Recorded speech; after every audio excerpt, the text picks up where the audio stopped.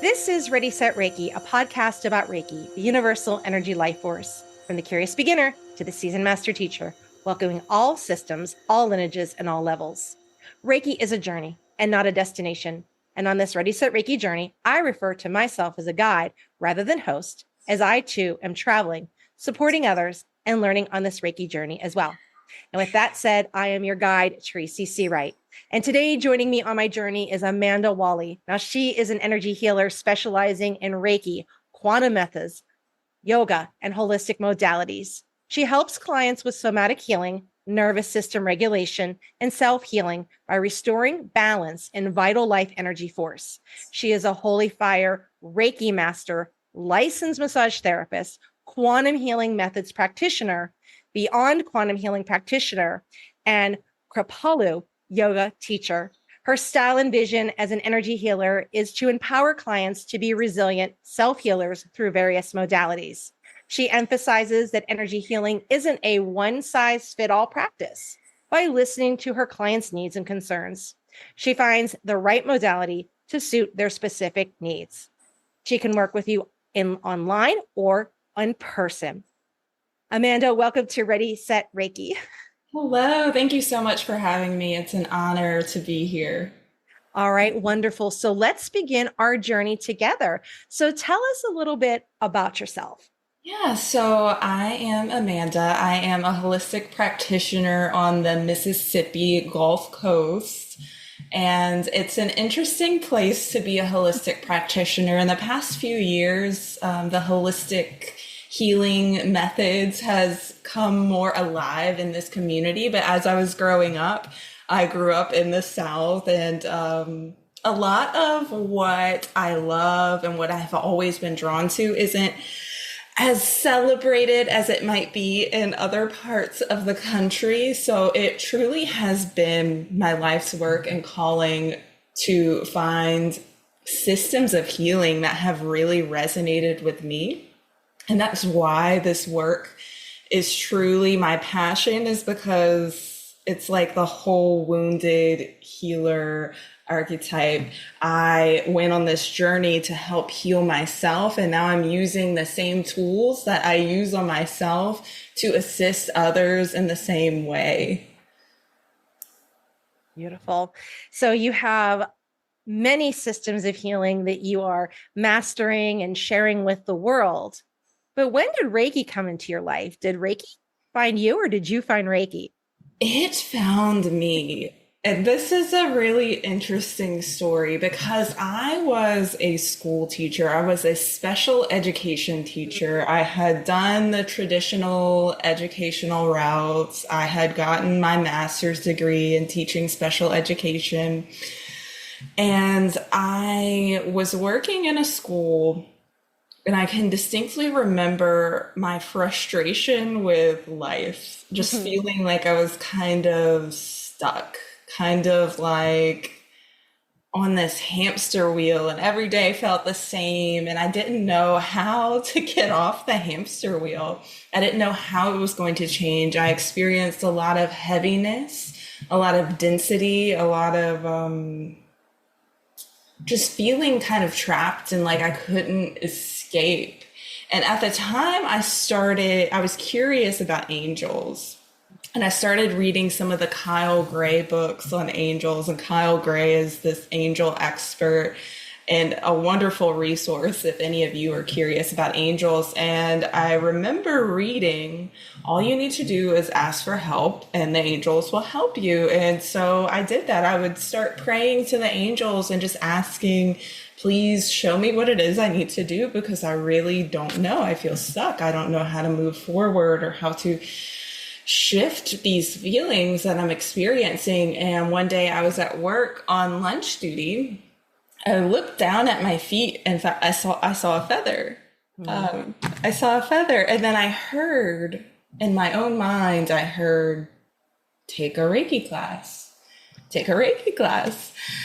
And I had thought about this years ago, learning Reiki, but it's something I hadn't even thought about for years. And I knew it was a sign that that was the answer to the prayer. That's what I needed to do. And that is how Reiki found me. It was an intuitive message, one of the first I had ever received to bring me back on a path of alignment. So a lot of my story has to do with I maybe listened to the way of the world in my early adulthood, and then it was a matter of reorienting to, well, what's the life that I want to create? What's my big vision? What is it that I value, and how can I ground that in the reality? Beautiful. I love Cal Gray, big fan of his. Also, like the angel guide, reader, take all of his classes. So anyone that is ever curious and wants a safe space to learn, he's definitely the person. But what a beautiful way of getting a message to you to move forward into Reiki. I love that. Yes, and it helped shift a lot of things for me. So I took the Reiki class, and it was I got the flu. Like when I took Reiki 1 and 2, I was sick during the class, and it was on Zoom. At the time, those things were on Zoom. I think this was after COVID, but it was like just after COVID, but everything was on Zoom. And I remember being really sick, but it's because your body goes through this really intense detox. And I felt that very physically in my body, like a lot was purging and releasing. After taking Reiki 1 and 2, I was connected with a psychic who ended up being a mentor of mine. And I learned a lot about angelic mediumship through her. And I stayed in the teaching job for a couple more years, but eventually it got to the point where I just felt like I couldn't do it anymore. Like it just wasn't feeling good. And my higher self kept coming in and saying, you decide you decide how long you live this life that doesn't feel good to you. Like it's up to you when you leave this situation, but you don't have to stay in it for a minute longer if it's not serving you. And so one day I got brave enough and listened to that message, and I left teaching.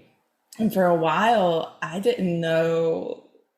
It's not like I quit teaching and I have like this miraculous story of like everything was fine right away, because it wasn't. There were periods of time where I was going in and asking myself, did I do something impulsive? Like, was this not the right thing? Like there was a little bit of doubts that can creep in of like, was this aligned, or was I acting out of turn?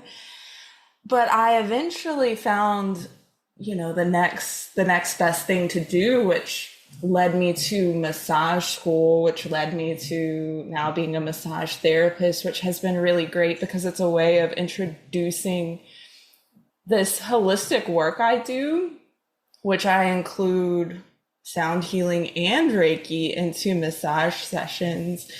And this has been a wonderful way to introduce clients who are more so interested in massage, but after working with me for a little while, they might be interested in Reiki or sound healing. Yeah, beautiful. Yeah, I was also in education for many, many years, and it is interesting how the universe guides you. You start to get burned out, and I don't want to work the 10 hours anymore. Then I scaled back, and then it was just like, okay, like I think I'm not supposed to be in this world anymore with that, and move on to something else. So wonderful that you listen to your inner self and to help you with that to move forward, because it opened up a whole new world for you. Yes, and I think that's important to remember when you feel that inner call from spirit. It's not like it's really easy to write it off or to doubt ourselves or to tell ourselves it's a pipe dream or it's not something for me. That happens for other people, but it can't be me. I have all these reasons why I have to stay locked into this certain mode of being. And the truth is, You can make different choices all the time. It's just a matter of deciding if it's what you want to do right now or not. Wonderful. So you are a healer of multiple modalities. You've been out doing the work for a few years, listening to your clients' needs and concerns. As you've been out in this field, navigating, what are some of the common misconceptions you find about your work? And you can include yoga, the quantum healing, somatic healing in that answer as well. Common misconceptions. I find a lot of times when people come to me for Reiki sessions, there's this element of fear or like this, they're scared as to what is going to happen. There's like this anticipation that it's some like big energy bomb or something, and there's like all this fear with it.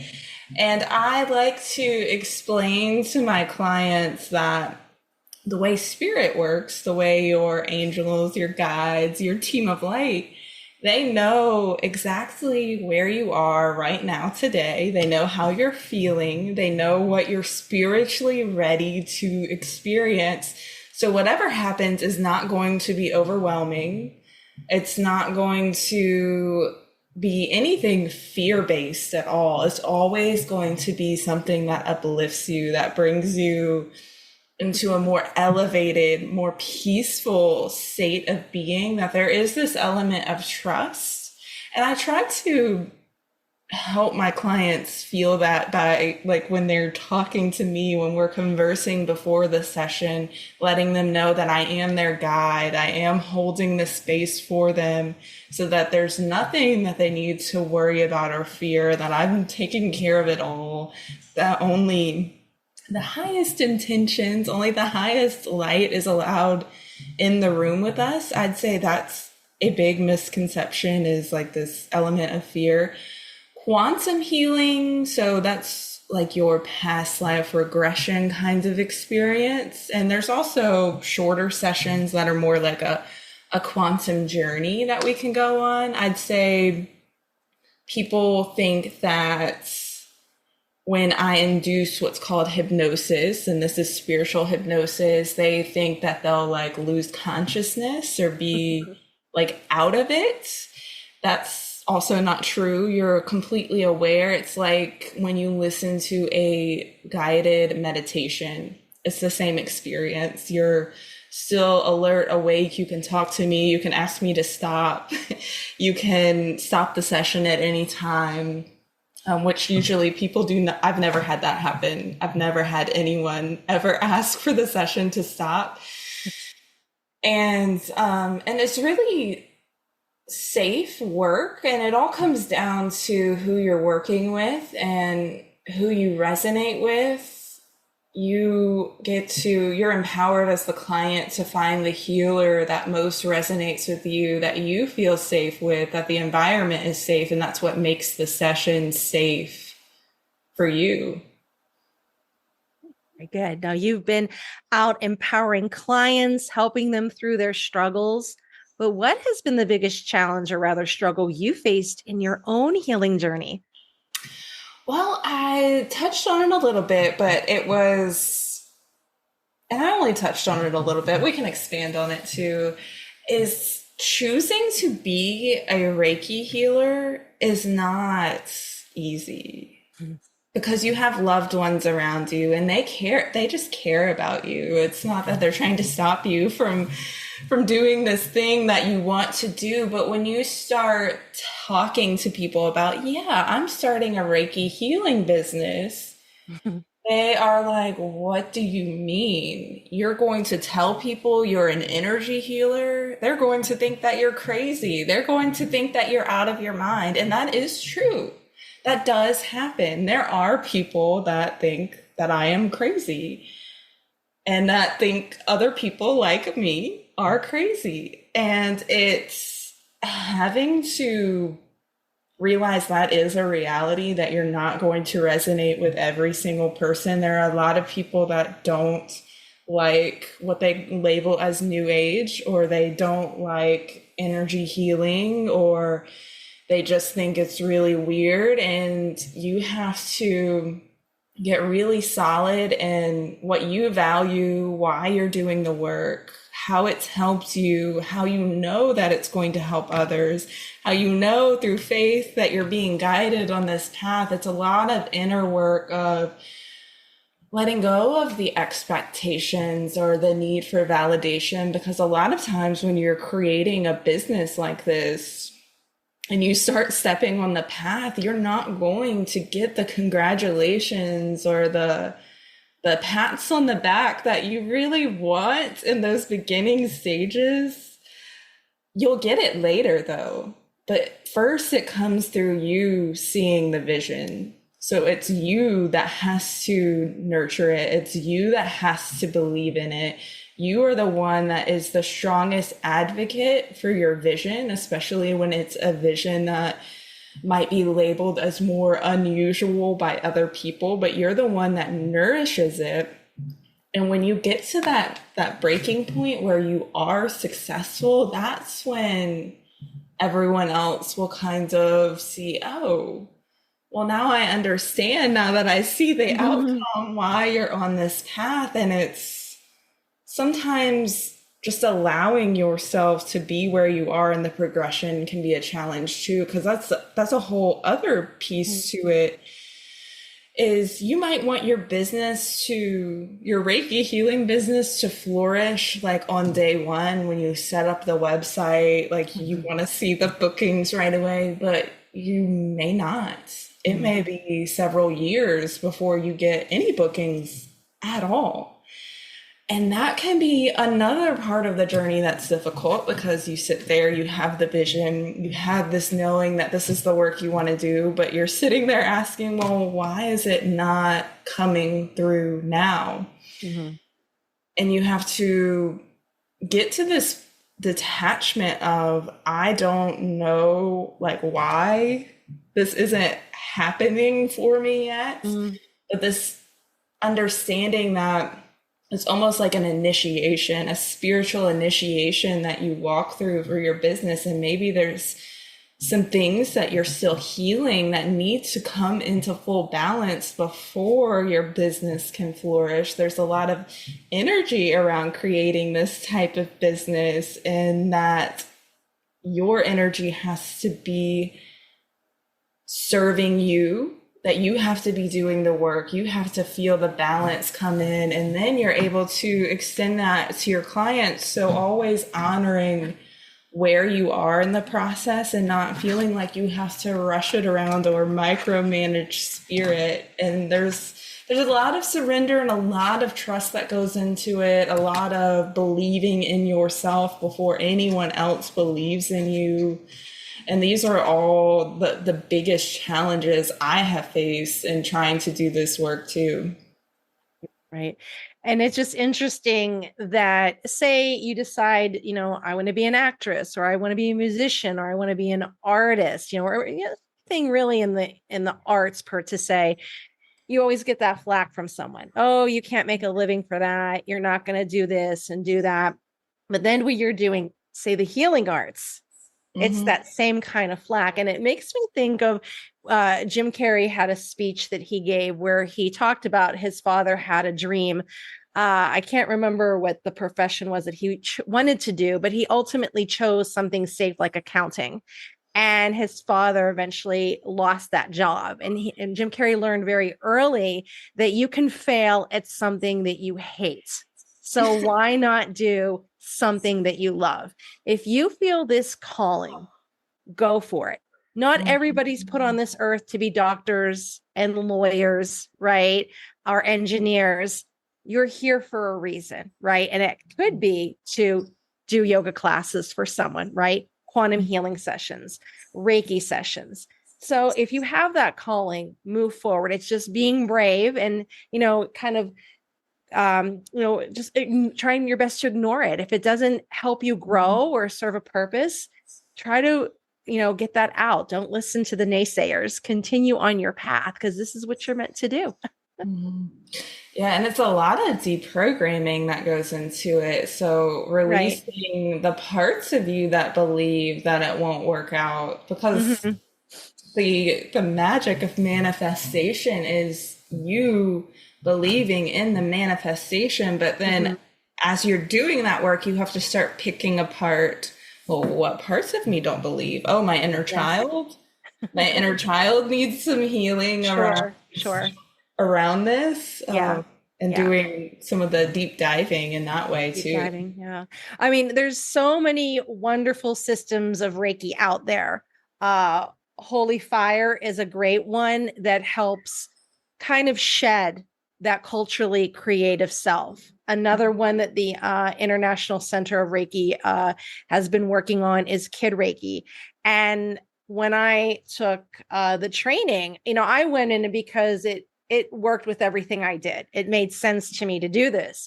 But when I went through the training, it was also about helping heal your inner child. So Yeah. that's a great one as well. So as you're out navigating through these different systems to find your just right, look and see what that particular energy focuses on and works on. Right. So if you want to shed that culturally created self, do you have religious trauma? Perhaps Holy Fire is your just right. You Mhm. need that inner child work, maybe Kid Reiki. And I mean, Reiki is wonderful. And Zui Sensei, his particular style helps you as well. But there are lots of different ones out there to choose from that can help you along your journey. Absolutely. So, when it is time for you to get your energetic tune up, what are some qualities that you look for in a Reiki practitioner or energy healer? So I find that the right person always shows up. So the first step I'd say is set the intention that you're looking for a healer. And then you'll notice you either see an Instagram post or a reel or an advertisement or whatever it is. Maybe it's someone out in your real world. It's not internet based. And you'll just feel that inner tug that I have to work with this person. But I would say on top of that, that's more like an energetic pull. Like I believe we have these soul contracts. We agree who we're going to work with or who we're going to let work on us. There's like some kind of soul level agreement that's happening because this work is highly energetic. We're working on like the higher dimensions too, as well as in the physical reality. But I'd say if I was evaluating if I was going to work with someone, I'd also look at how authentic they seem to me. I don't really like selecting people based on like an aesthetic. Like, do they look spiritual enough? I like to listen to I like to listen to, well, what are they saying? And do I feel that in my heart? And if I can feel that in my heart, then I know it feels good to me. And that's the kind of person that I would want to work with. Wonderful. So, what advice would you give someone who's just entering this profession? I mean, you were bold and brave and left your teaching job, and you are out here, and you really are making a really wonderful career for yourself, and even being on YouTube as Angelic Harmony Healing. Yeah, yeah. So if you are new to the profession and you feel this call to start this Reiki career, and it doesn't even have to just be Reiki, maybe you're a quantum healer or you do tarot or whatever it is that you're called to do, I would say believing in yourself is the best thing that you can do, no matter what it looks like to everyone else, no matter if you're seeing the support in the external reality, if you're putting stuff out on social media and it feels like no one's liking your posts or you're not getting the energy back that you're really wanting. And of course you want it. You create something and you want people to see it and to like it, but don't let that stop you if you're not receiving that initial validation. to keep believing in yourself, to keep showing up. That's the best thing you can do, is to keep showing up with true faith and surrender and knowing that it's going to work out for you one way or another. It might not work out the way your ego wants it to initially, but keep showing up, and it's going to, the way forward will be shown to you one step at a time.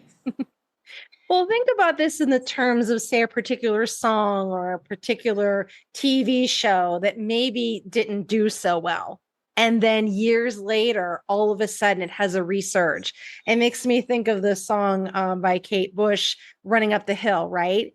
And it came out, not too many people knew it, but then Stranger Things happened. And then it was like, boom. So just trust the process. The timing may not be right now. So keep posting, right? Keep doing those things. Keep showing up. You're practicing. You're improving your craft. You're getting stronger and braver and more confident. And it may hit that point that, boom, something happens and they come back and they see your work. So yeah, really keep at it. Someone's watching.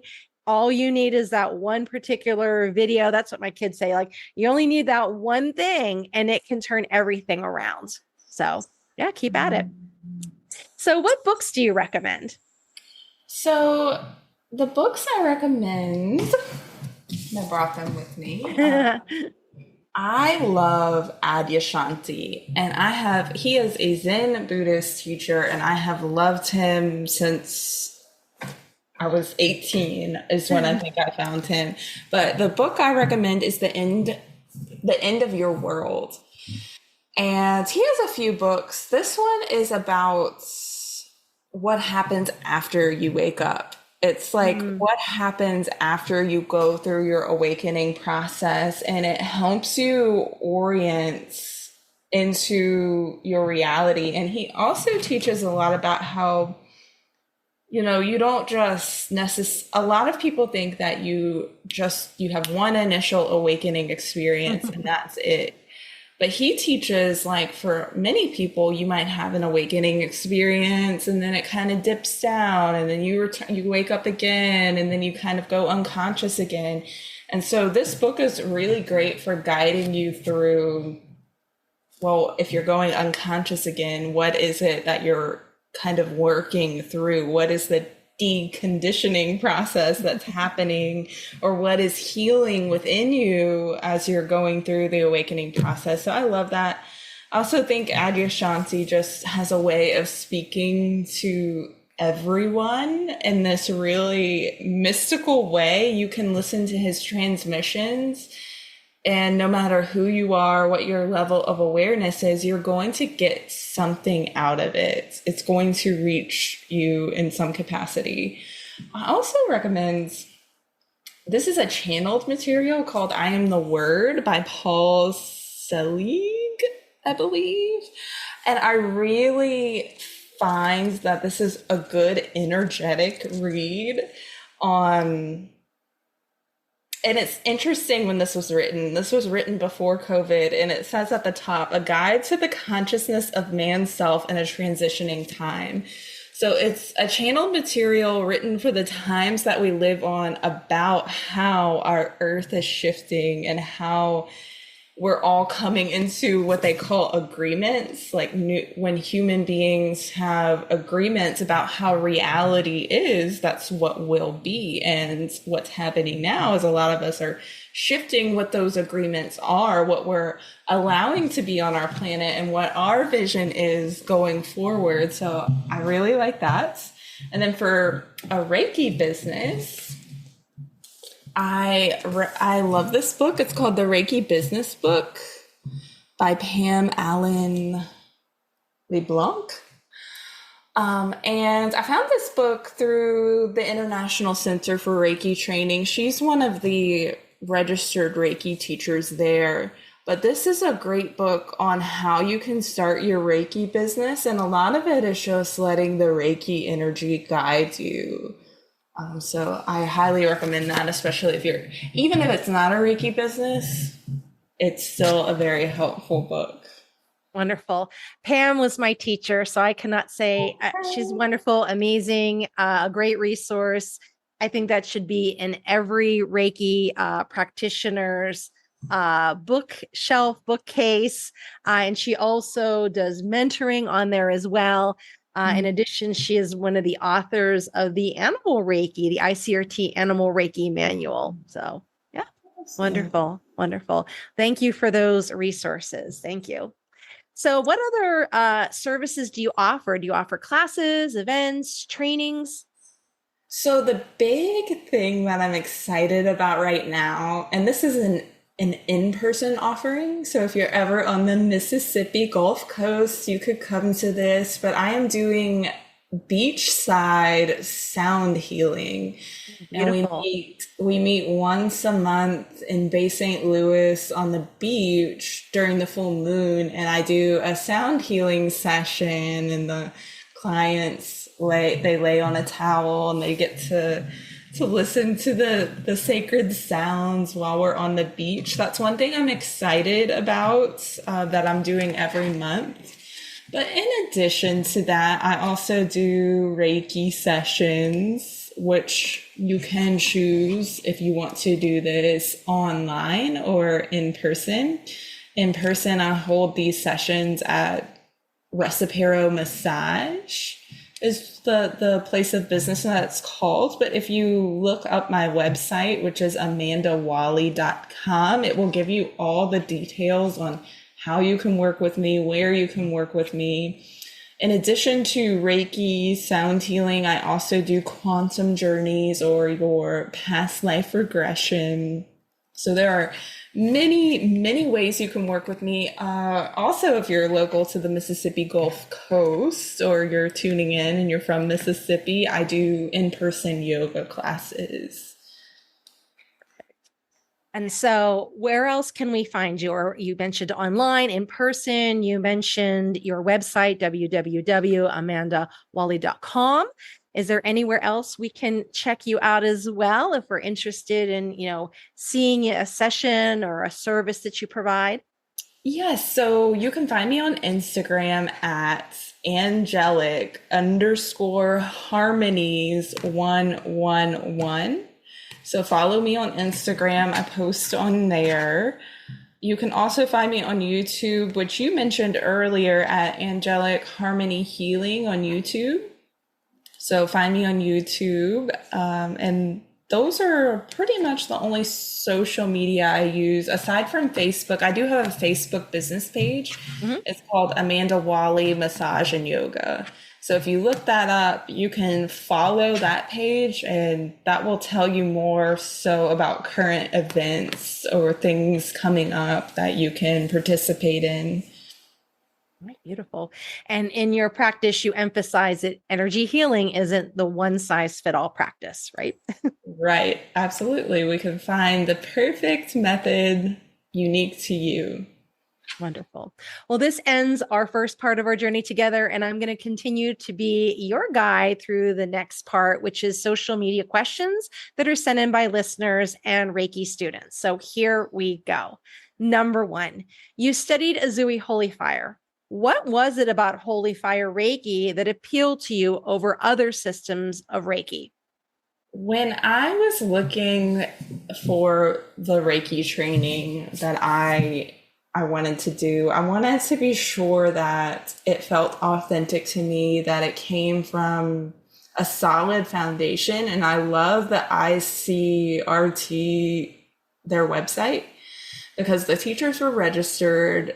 They had done extensive training, and that made me feel good about, even though it does cost a little more to go through the ICRT, but to me, that was very valuable. I wanted to pay more to know that what I was receiving was authentic and felt good to me. And I really didn't know much about what Holy Fire was until I went through and did it.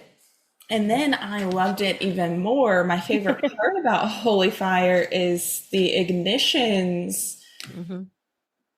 it's almost like a meditation in a way. It's not so much the Reiki masters putting their hands specifically over you and transmitting the energy. The Reiki master calls the energy into the room, and it's more directed by source Mm-hmm. where the energy goes. And I really love that because it's really empowering, and it demonstrates what we are as energy healers. We are these conduits for divine energy to flow. We are not the divine energy flow, although we have our own unique piece that is source creator, but it's about holding space. And that's what I really love about Holy Fire Reiki as a system. Right. When I began my Reiki journey, it was in Azui Rahiho. And through my lineage, after you got your master's, it didn't qualify you as a teacher. It only qualified you as a master practitioner. I went on for a year, like apprenticeship, internship. And in that time, my lineage, you kind of had to create your own manual from, the teacher you had before. So through time, that begins to change. So when my manual was complete and I went out into the world and connected with other practitioners, I saw that my lineage was a little different. And then I began to see there's a little bit of difference in everything. And what called me to Holy Fire is that William Wren has the healing touch. And it is the book, the manual is evidence-based. He can back everything up. It's in one source. And someone who learns Holy Fire, in whether it's in Mississippi, Texas, Germany, or Russia, we've all learned from that book versus many of us that come together. Well, I didn't learn that in this one, and this one was different. So that's what appealed to me with that. And then with the Holy Fire, instead of the teacher placing hands on the student for an attunement placement, it allows the light from the highest source to come down. So it's directed and you have your own experience. In addition, you're guided through an experience, which we could color a meditation. So you're able to go inward with that. So that's what appealed to me with working with, the systems under the ICRT program. So, all right. Number 2, how important is somatic healing in the work that you do? I find that it is the lens that I, as the practitioner, look at everything through. And that's because I really can feel other people's emotions and energy. So a lot of the work I do is based on connecting the client with, well, what are you feeling? Or is there something that you're feeling? And if you are feeling something, where is it in your body? Can you sense it? Can you experience it? Can you let it be known? Because a lot of times we suppress these emotions, and that's where we get our energy blockages. It's blocked life force energy, and your life force energy is meant to be free flowing, and that brings you into a state of balance, health, ease. And this goes back to ancient Chinese medicine techniques. It's nothing new. This is the foundations of healing as a human on planet Earth for a long time now. And so I like to connect people to approach those blockages. And what can happen, there's a range of experiences and it depends on the person, but sometimes there might be an emotional release. There might be a need to express whatever it is that is held or felt, whether that is a deep sigh, that's an experience someone can have, or maybe you just need to cry. And you don't need to have someone telling you don't cry. You need to have someone saying, it's okay to cry. Just let yourself cry, let it all out. And that's a lot of what I do when I work with clients in these instances where there is a blockage and it's just needing to be moved. And once that emotional release is expressed, it's no longer living launched inside of the body, causing havoc in your system. So the more that we can move these energies, the freer you will feel after the experience. So I find that somatic healing, it's essential in the work that I do, even in yoga class. I'd say I don't teach yoga as a form of exercise. I teach it as a somatic healing experience. So it's also another opportunity to go into the body intelligence and to move in such a way that we're moving the blocked energy and promoting a healthy flow of chi energy. Beautiful. Number 3, as an energy healer who's trained in various holistic modalities, which modality do you use to help regulate your nervous system? So on a personal level, I need movement. I can be very ungrounded. I like as a spiritual being living on earth, I can be really in my head, in the crown, in these upper chakras, and it's really difficult. I have a harder time bringing myself down into the roots or the feet, or feeling my feet, feeling my body sometimes can be the challenge. So anything with movement, which of course I'm a yoga teacher. I love yoga. I'll always love yoga. But more recently, I've really gotten into Tai Chi and Qigong as practices. And I love them because they really specifically target your meridian lines, which hook into your chakra centers. And it just helps clear everything out. It helps me feel like I'm in my body, I'm connecting with my feet, and like I can feel that human component that I sometimes have difficulty with. So that really helps me get attuned with like the humanness and helping the nervous system shift down. Wonderful. Yeah, I started doing that as well. And it was like worlds colliding. It's like, oh my goodness. Yes, yes. It is. It is because there's an energy Yes. component. Yeah, that's what I was surprised about when I showed up. I'm like, wait a minute, like this is everything I'm doing all in one. Yes, so and I would say these practices are great for anyone that is an energy healer or a practitioner. They're really good for you to get a sense of like, what is chi? What are the meridians through an experience? Like you're able to experience it, which will both help you when doing energy healing on yourself and when you're working on clients. Wonderful.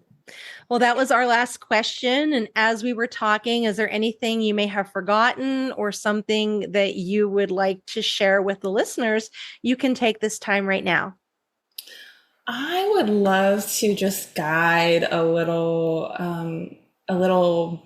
quantum journey, and we can keep it shorter, but I think this would be a great time to do a little quantum journey. So if you're listening, I'll encourage you to close your eyes and be sure that you're not driving.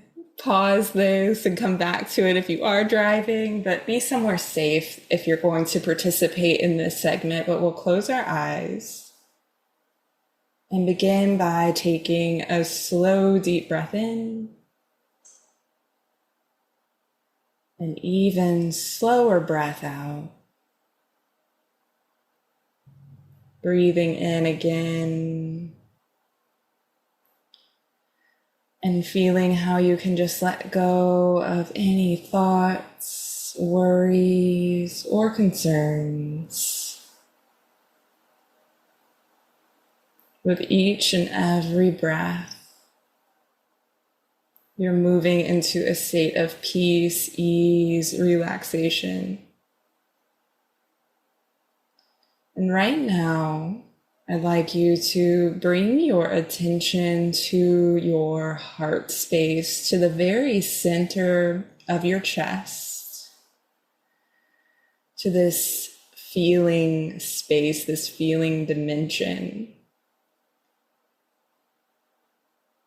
You can even place your hands on your chest if you like, feeling the warmth of the hands, the slight pressure of the hands. And when you breathe in, the chest will rise to meet the hands. When you breathe out, the hands sink down and in. And so just keep focusing on your breath, feeling the heart. And I'd like you to see in your mind's eye a beautiful green light. And this green light is the energy of your heart itself.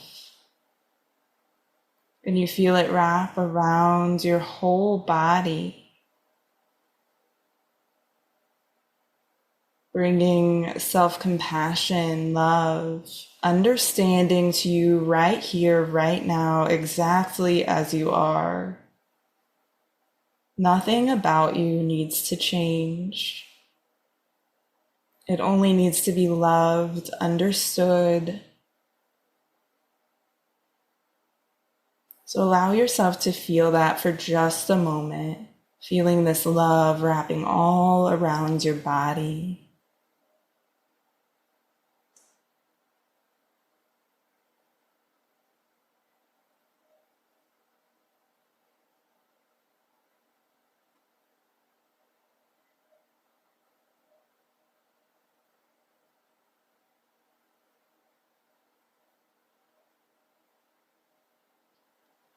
You can begin to deepen the breath, wiggle through fingers and toes, and as you're ready, and take your time. There's no rush at all, but when you're ready, you can blink your eyes open.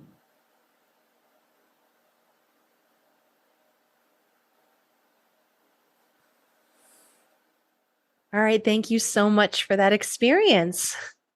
You are so welcome. All right, Amanda, thank you so much for taking time out of your very busy schedule to join me on this Ready, Set, Reiki journey. I so thank you for reaching out and connecting with me and having me here. It was an honor. Wonderful. All right, my beautiful listeners, if you would like your question featured on the podcast, reach out to me, www.readysetreiki.com, or check me out on social media, and maybe your question can be featured on the podcast. If you are interested in Reiki trainings and yoga, check out Feather Sister, www.feathersister.com. And my name is Tracy Seawright, and this has been Ready, Set, Reiki.